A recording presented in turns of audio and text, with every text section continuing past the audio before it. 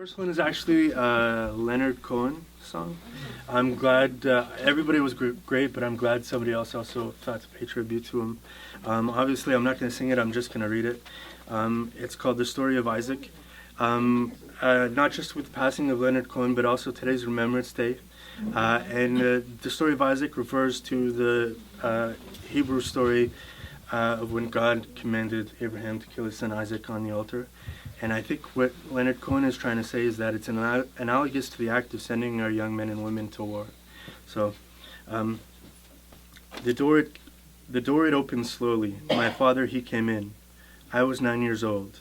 And he stood so tall above me. His blue eyes, they were shining, and his voice was very cold.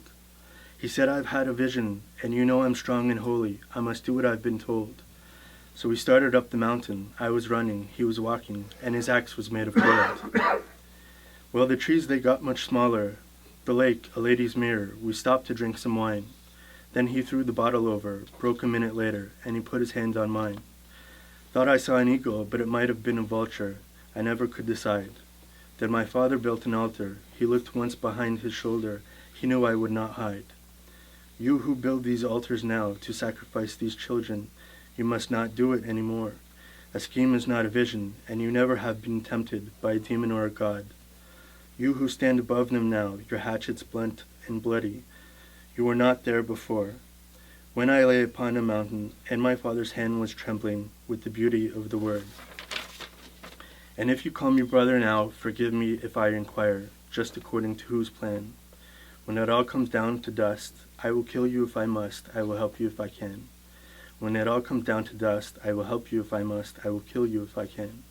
And mercy on our uniform, man of peace or man of war, the peacock spreads his fan. So, I mean, it's amazing. Woo!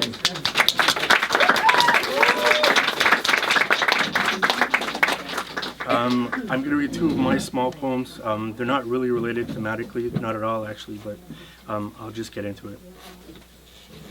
According to the laws of creature and man, I can only come out at night. Nevertheless, I see them. On my cold, sticky web, I watch them flounder in the sun's empty light. Each graceless step is a tremor that tickles all the hairs on my back.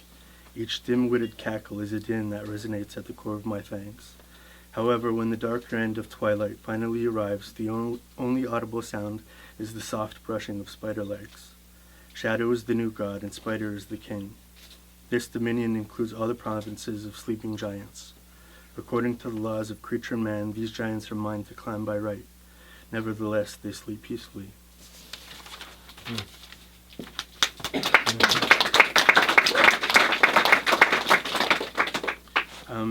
Another really short one.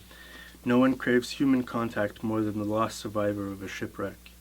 In the beginning, it is sheer instinct which drives him to wet his parched lips and to fill his aching stomach. Once the minor needs are no longer possessing him, it is the raw throbbing of his soul which threatens to extinguish his life. On some nights, the specters of young maidens remind him of the mainland, and he is happy. On most nights, he is haunted by the specter of his broken heart. On most nights, he wishes the sea had not spared him. Woo! Woo!